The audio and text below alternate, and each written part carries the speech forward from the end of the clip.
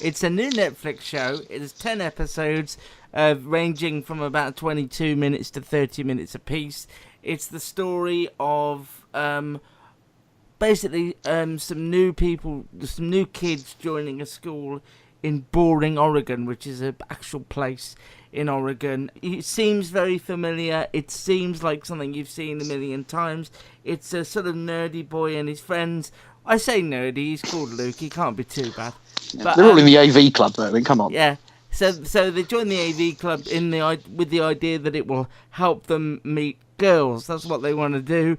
And Luke falls very quickly for camera girl Kate, who transpires to be the principal's daughter, and it just goes from there. It is also set in 1996, so a lot of reviewers have complained that it initially knocks you over the head with 90s references, which is a fair comment, but not something that lasts for the duration of the entire series. But what I liked about it so much, and I've seen the entire 10-episode run, is the fact that it doesn't do the things you expect of it. It doesn't go down the roads you assume it will, and it manages to sidestep all of the stereotypes that you know from this genre of high school comedy/drama, and everybody in it is such a joy and so likable and so nice. Even the parent characters are just fun to be around, and there's just nothing in this that I've seen before, and it felt like it should be,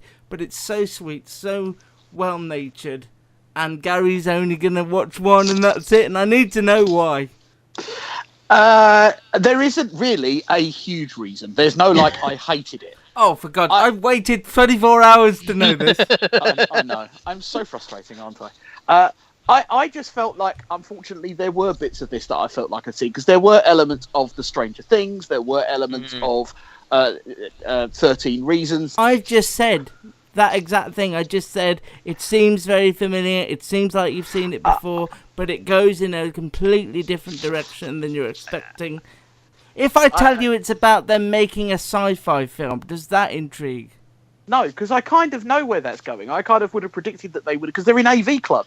You know, I can kind of see where they're going with it. You know, they're geeks, they're interested, and to me, it's like that's too similar to the Stranger Things original concept. There's no aliens in there. No, though. I know, and I understand that, and I don't need that. I'm not saying I need that to be able to enjoy the show. I'm just saying I don't know that I want to invest in that kind of thing. I don't know, and it's just it did feel a little bit childish to me.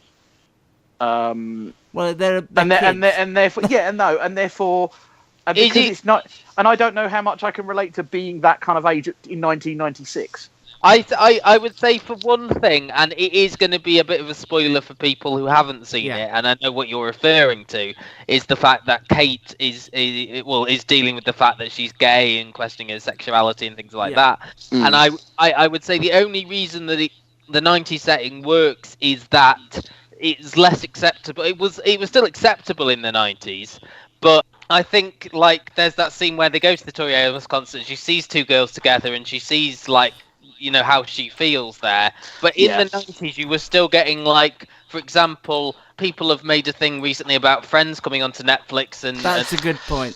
The fact that, like, lesbian was used as a gag certainly in the first couple of series of Friends. Every time someone said lesbian, that they laughed.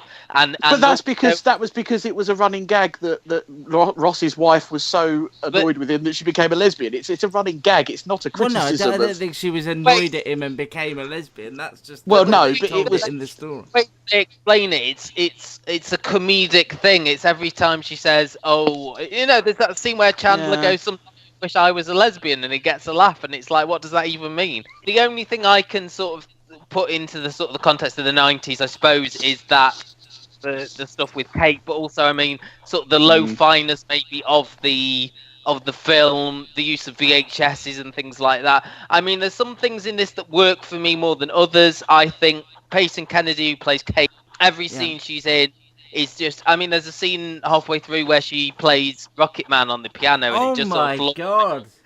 Just like I nearly bawled my little eyes out at that.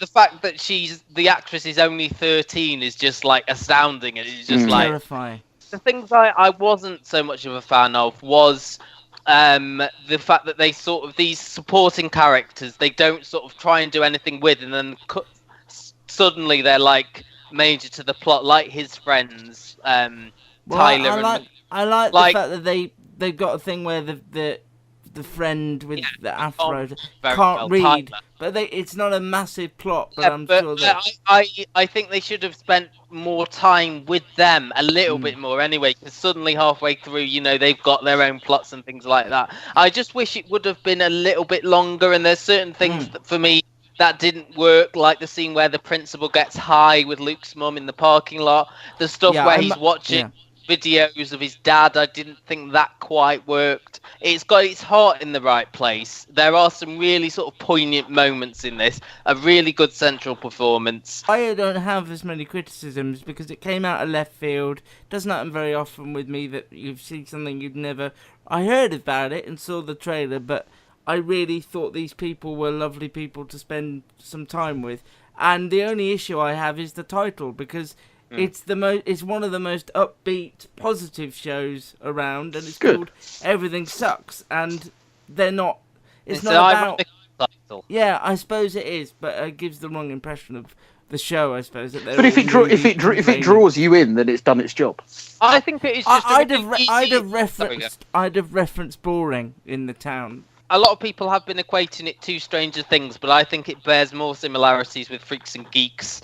I mean, I would say that certainly the three younger characters in this remind me of, especially McQuaid reminds me a lot of Martin Starr's character. Martin Starr in... This isn't Disney Channel, this is adult. Anyway, it's all on Netflix now.